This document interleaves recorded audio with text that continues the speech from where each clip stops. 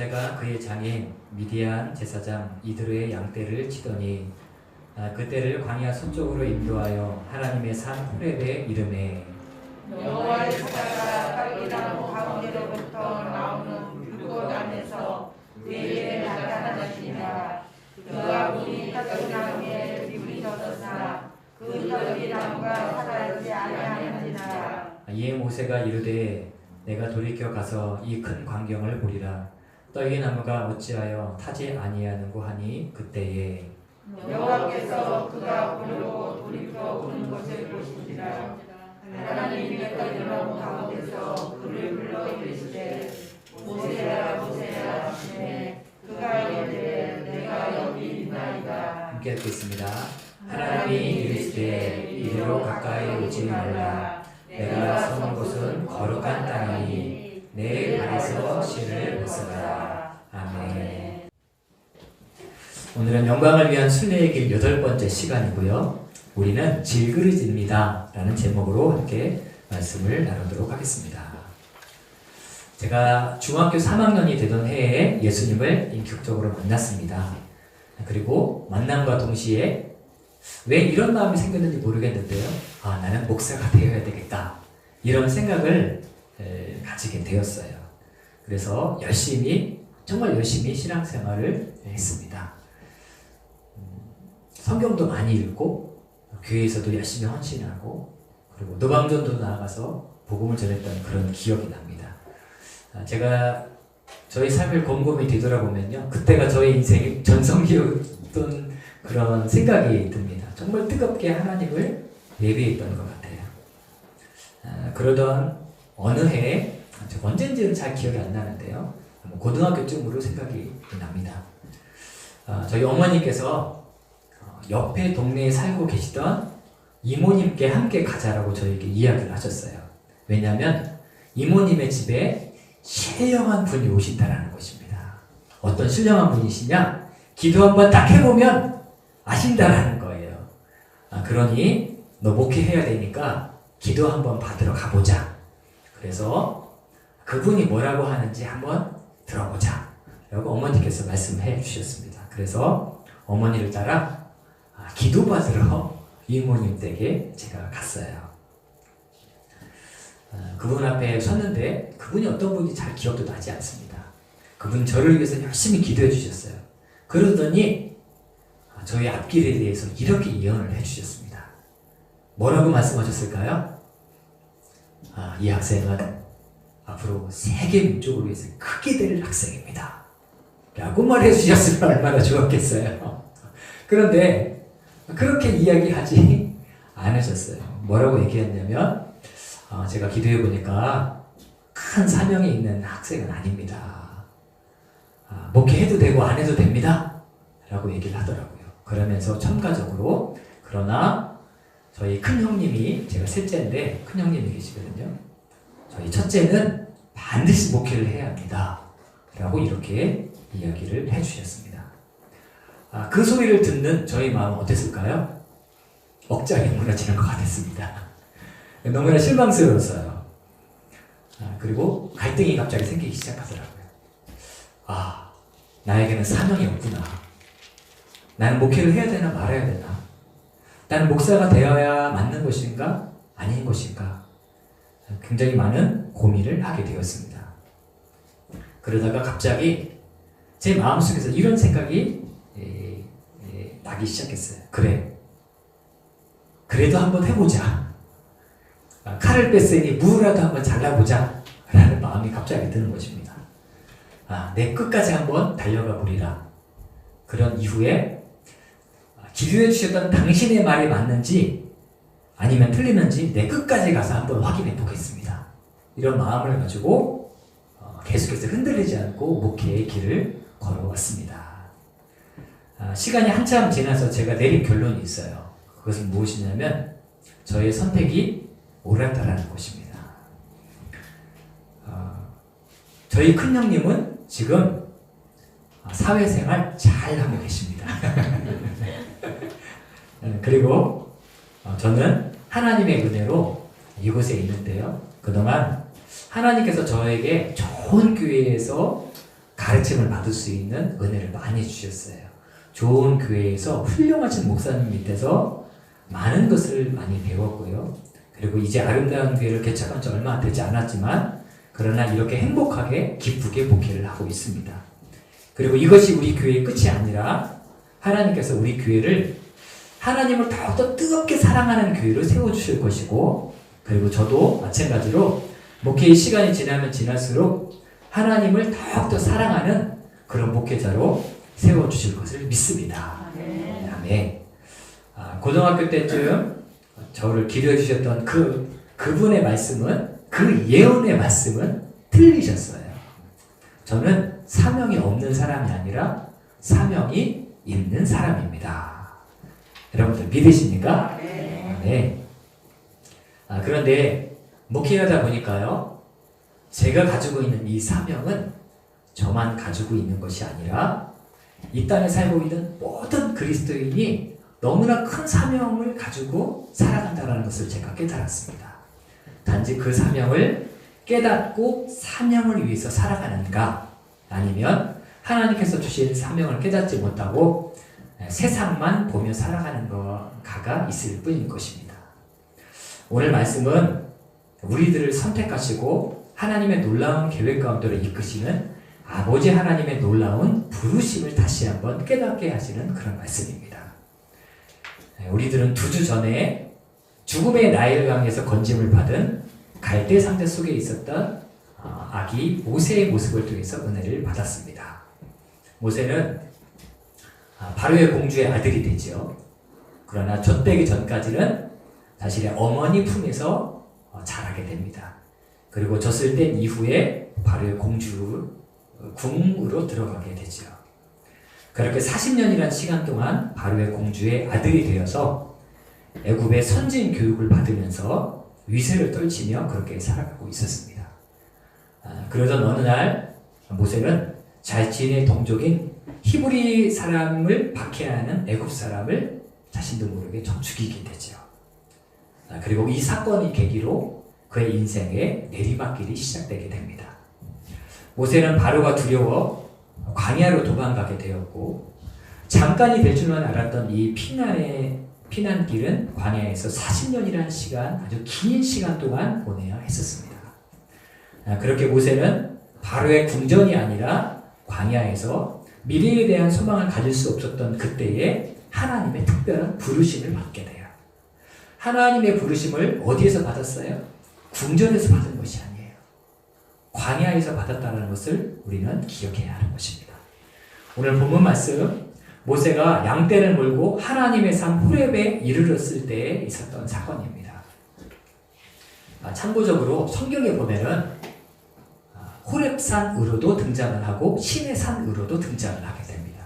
그래서 어떤 분들은 무엇이 맞는 것이냐, 호렙산이 맞냐, 시내산이 맞나, 이렇게 물으시는 분도 계세요. 성서학자들에 의하면 일반적으로 호렙산과 시내산은 동일한 산으로 간주가 되어집니다. 호렙 산맥 중에서 가장 높은 산이 시내산일 수 있고요. 아니면 시내 산맥 중에서 가장 높은 산이 호렙산일 수도 있습니다. 분명한 것은 이 두 산은 같은 산으로 생각하시면 된다는 것입니다. 지금은 모세의 소명을 기념하는 성 캐더린 수도원이 이곳에 위치해 있습니다. 제가 사진을 준비했는데요. 여기가 바로 호렙산, 시내산이고요. 이곳에서 모세가 하나님의 사명을 받았다라고 이렇게 일컬어집니다. 그래서 이곳에 성 캐더린 수도원을 이렇게 만들어 놓았습니다. 모세가 이 호렙산에 이르렀을 때 한 떨기나무를 보게 되는데, 떨기나무에 불이 붙었는데 타지 않는 신기한 모습을 보게 됩니다. 모세는 이 놀라운 광경을 자세히 보기 위해서 가까이 나아가게 되죠. 그리고 그때 하나님께서 떨기나무 가운데서 임재하시게 되고, 모세는 살아계신 하나님을 인생에 있어서 첫 번째로 만나게 되는 귀한 계기가 되는 것입니다. 하나님께서는 모세를 만나시고 무엇이라 말씀하셨냐면 계획이 있다는 거예요. 너를 향한 놀라운 계획이 있다는 것이죠. 너를 통해서 애굽에서 고통당하고 있었던 수많은 이스라엘 백성들을, 히브리 백성들을 출애굽시키고자 하는 하나님의 놀라운 계획이 있음을 모세에게 말씀하시고 모세를 부르시게 되는 것입니다. 모세는 지금까지 자신이 왜 이 땅에 태어났는지 잘 알지 못했습니다. 여러분들 이 땅에 보면은요, 내가 왜 이 땅에 태어났는지 모르시는 분들이 너무나 많아요. 예수님을 알지 못하는 분뿐만 아니라 교회를 다니고 있는 그리스도인들 중에서도 내가 왜 이 땅에 태어났는지 그 해답을 찾지 못하시는 분들이 너무나 많습니다. 모세가 그랬습니다. 자신이 왜 이 땅에 태어났는지 몰랐어요. 뿐만 아니라 자신은 왜 자신이 태어났을 즈음에 자신의 동갑내기 아이들은, 남자아이들은 다 죽었어요. 그런데 왜 나만 살아남을 수 있었는가? 그거에 대한 이유를 찾지 못했습니다. 자신은 왜 바로의 공주가 되었고, 자신은 왜 광야에서 40년이라는 시간 동안에 아무런 소망도 미래도 없는 사람으로 지금 이렇게 살아가고 있는가에 대한 해답을 찾지 못하고 살아왔었습니다. 자신은 그저 평범하게 태어났고 아무런 의미 없는 인생이라고 생각을 했어요. 그러나 하나님께서 그의 삶 속에 찾아오셔서 스스로 보기에 무의미해 보이는 인생과 같았던 모세의 인생 가운데 찾아오셔서 사실은 그가 하나님의 놀라운 섭리와 계획을 이루기 위해서 준비되어져 있던 사람이고 하나님께서 그를 부르신다라고 말씀하고 있다는 것입니다. 그런데 우리들은 여기에서 이렇게 생각하시면 안 돼요. 하나님께서 모세를 부르셨구나. 모세는 좋겠구나. 이렇게 생각하시면 안 된다는 것입니다. 하나님께서는 모세뿐만 아니라 우리들을 부르셨음을 우리가 기억해야 돼요. 그러니까 모세의 부르심을 통해서 우리의 부르심을 발견해야 한다는 것입니다. 로마서 1장 5절에서 6절까지의 말씀인데요.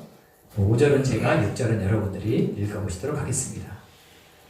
그로 말미암아 우리가 은혜와 사도의 직분을 받아 그의 이름을 위하여 모든 이방인 중에서 믿어 순종하게 하나니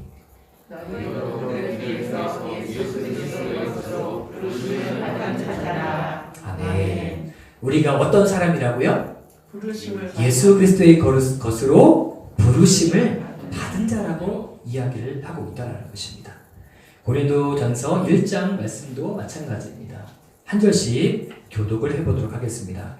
하나님의 뜻을 따라 그리스도 예수의 사도로 부르심을 받은 바울과 형제 소스데네는 우리를 있는 하나님의 교회 곧 그리스도 예수 안에서 거룩하여지고 성도라 부르심을 받은 자들과 또 각자 절에서 우리의 주 곧 그들과 우리의 주 되신 예수 그리스도의 이름을 부르는 모든 자들에게 이렇게 읽겠습니다. 하나님 우리 아버지와 주 예수 그리스도로부터 은혜와 평강이 있기를 원하노라. 아멘. 1절에 누가 부르심을 받았다고 그랬어요? 1절에 그리스도 예수의 사도로 부르심을 받았어요. 누가요? 바울이. 네. 바울이 부르심을 받았다라는 것입니다. 그런데요, 사도 바울만 부르심을 받은 것이 아니라는 거예요. 2절을 보니까 우리 모든 사람들이 부르심을 받았다라는 거예요. 그리스도 예수 안에서 거룩하여지고 성도라 부르심을 받은 자들과 라고 되어져 있어요. 우리는 성도이지요. 그러니까 우리는 다 예수님 앞에 부르심을 받은 사람이 되는 것입니다. 여러분들, 부르심을 받은 사람은요, 특별한 부류의 사람들을 나타내는 것이 아닙니다. 목사님이나 선교사님을 뜻하는 것이 아니에요. 우리 모든 그리스도인들이 다 하나님께 부르심을 받았다는 것을 여러분들 기억하셔야 됩니다. 그러나 우리들이 잊지 말아야 되는 것은 하나님께서 우리들을 부르신 이유는 우리의 능력이 출중하거나 커다란 실력을 갖추었기 때문이 아니라는 것을 우리 또한 기억해야 돼요. 오히려 우리들의 모습이 광야에서 40년이라는 시간을 보냈던 모세와 너무나 닮았기 때문에 우리들을 부르셨다는 것을 기억해야 하는 것입니다. 그러니까 모세의 연약함을 보면서 우리의 연약함을 바라볼 수 있어야 되는 것이죠. 하나님께서 부르신 모세의 모습은 어떠했습니까? 모세의 상황을 정확하게 진단해주는 말씀이 오늘 본문의 말씀에 보면 2번 나오고 있어요. 첫 번째, 모세의 상황을 정확하게 엑스레이처럼 그대로 보여주는 말씀이 1절 말씀에 있습니다. 자, 1절 말씀 같이 한번 읽어보시겠습니다. 시작. 모세가 그의 장인 미디안 제사장 이들의 양떼를 치더니 그 떼를 방향 서쪽으로 인도하여 하나님의 산 호렙에 이르매. 아멘. 모세는 바로 공주의 아들이었을 때는 한때는 잘 나갔던 그런 사람이었습니다. 높은 지위에 있었고 편안하고 안락한 삶을 영위해 나가고 있었어요. 그런데 그는 지금 왕자의 자리가 아니라 목동의 자리에 있는 것을 우리가 보게 됩니다. 양을 치는 목동이 되었어요. 게다가 모세는 광야에서 40년이라는 긴 시간 양을 쳤음에도 불구하고 누구의 양을 치고 있다라고 말씀하고 있죠? 성경에 뭐라고 쓰여져 있어요? 장인 미디안. 네, 장인 미디안 제사장 이드로의 양떼를 치고 있었다라고 되어져 있어요. 여러분들 40년 동안 양을 쳤는데 자기 약물이 하나 거느리지 못하는 그런 삶을 지금 모세가 살고 있는 것입니다. 자신의 약물이 하나 갖지 못하는 별 볼 일 없는 사람으로 지금 이 자리에 있는 것이죠. 모세의 처지를 정확하게 묘사해 놓은 또 하나의 단어가 있습니다. 그것은 바로 떨기나무라는 단어예요. 제가 그림을 준비했는데요. 이게 바로 떨기나무입니다. 서두에 제가 소개해드렸던 성 캐더린 수도원에 있는 그런 떨기나무라고 이야기를 하고 있고요. 그 옆에는 이게 바로 백향목입니다. 레바논의 백향목이 바로 옆에 있는 이제 나무인 것이죠. 여러분들 하나님께서 모세에게 처음 나타나셨을 때 어느 나무에서 나타나셨나요? 백향목인가요? 떨기나무인가요? 떨기나무에서 나타났다라고 성경에서는 말씀하고 있어요. 아니 전능하신 하나님께서 나타나신다면 레바논의 백향목 정도에서는 좀 나타나셔야 되는 거 아니겠어요? 제가 레바논에 전도여행을 갔었는데요. 그때 제가 백향목도 제가 보았습니다. 그런데 솔로몬 시대쯤에 심겨졌을 법한 그 백향목을 소개를 해주시는데 한 3명, 장정 3명이 손을 잡아야지만 다 그 아름들이 이 길이를 잴 수 있을 정도의 그런 두껍고 큰 그런 나무였습니다. 하나님이 굳이 나타나신다면 백향목에서 정도로 나타나셔야 되지 않겠어요? 백향목이 아니라면 풍성함을 뜻하는 포도나무에서 나타나시면 어떨까요? 아니면 감람나무나 무화과나무에서 나타나실 수도 있으셨습니다. 그러나 하나님은 떨기나무에서 나타나셨어요. 떨기나무는요, 향기도 없고 열매도 없고 가시로 가득한 나무입니다. 가시로 가득해서 그 주위에 다른 나무들을 자라지 못하게 하는 나무예요. 그래서 아무 쓸데가 없어서 어디에만 쓰냐? 불쏘시개 정도에만 쓰는 나무가 바로 이 떨기나무가 되는 것입니다. 성서학자들에 의하면요, 이 떨기나무는 무엇을 상징하느냐? 첫 번째는 애굽 땅에서 고통당하고 있었던 이스라엘 백성들을 상징하는 것이다. 볼품 없고 열매 없고 향기 없는 뿐만 아니라 이 떨기나무는 무엇을 상징하는 것이냐? 두 번째, 실패와 좌절 가운데 있었던 모세를 상징하는 나무다 라고 이렇게 말을 하고 있습니다. 우리가 알다시피 하나님의 부르심을 받기 이전의 모세는 꽤 내세울 것이 많았던 그런 사람이었습니다. 지식과 학문과 지위와 모든 것 내세울 만한 것들이 너무나 많았어요. 그러나 지금 모세의 모습은 초라하게 그지었습니다. 떨기나무와 같은 그런 인생을 지금 살아가고 있는 것이죠. 중요한 것은 모세가 자신만만하고 있었을 때에 하나님께서 그를 부르신 것이 아니라는 것입니다. 40세 때까지의 모세는 바로의 공주의 아들로서 인생의 절정기를 살고 있었어요. 만약 하나님께서 이때의 모세를 부르셨다면 모세는 당당하게 이렇게 하나님 앞에 이야기했을 것입니다. 하나님, 역시 사람 볼 줄 아시네요. 이스라엘 백성들을 이끌 만한 사람이 저 말고 누가 있겠습니까? 이스라엘 백성들 다 지금 종으로 지금 이 나라에서 애굽 땅에서 지금 그렇게 노동하며 살잖아요. 그런데 저는 애굽의 왕실에서 선진 교육을 받고 수많은 어떤 코스를 통해서 지도자 코스를 제대로 밟았습니다. 그러니 이스라엘 백성들을 인도한다면 저 말고 누가 있겠습니까? 라고 아마 하나님 앞에 그렇게 얘기했을 것입니다. 그러나 하나님은 그렇게 얘기할 수 있는 모세에게 찾아가셔서 사명을 맡겨주신 것이 아니라는 것을 우리는 기억해야 한다는 것이죠. 내가 능력 있을 때, 내가 뭔가 할 수 있을 것 같다고 생각할 때 그를 선택하지 않으셨습니다. 하나님께서는 광야에서 초라한 목동이 되기까지 어디에도 쓸모없는 떨기나무와 같이 될 때까지 기다리셨어요. 그리고 존재감 없어 보이는 목동이 되었을 때, 떨기나무와 같이 되었을 때에 모세를 사용하시기 시작했다라는 것입니다. 여러분들 왜 그러실까요?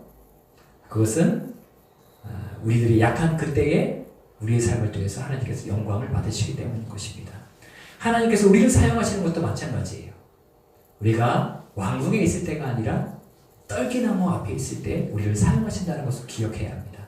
왜냐하면 우리가 약한 그때에 우리의 삶을 통해서 하나님의 강함이 드러나기 때문입니다. 고린도후서 12장인데요. 같이 한번 읽어보시겠습니다. 자, 시작. 나에게 이르시기를 내 은혜가 내게 족하도다. 이는 내 능력이 약한 데서 온전하여 지니라 하신지라. 그러므로 도리어 크게 기뻐함으로 나의 여러 약한 것들에 대하여 자랑하리니 이는 그리스도의 능력이 내게 머물게 하려 함이라. 아멘.